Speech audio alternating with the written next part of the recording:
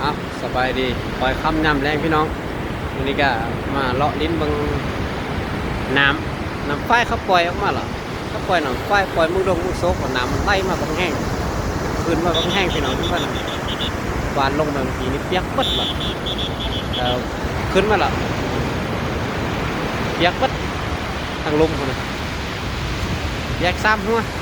ก็เลยเศร้าขึ้นเหรอน้ำแห้งพี่น้องคืนมันเป็นคืนแห้งคืนมันออกมาแห้งอยู่ดานังเด้ออยู่ดานังทะเลดานังพี่น้องใช่เราติดต่อมาอยากมาทองมาเที่ยว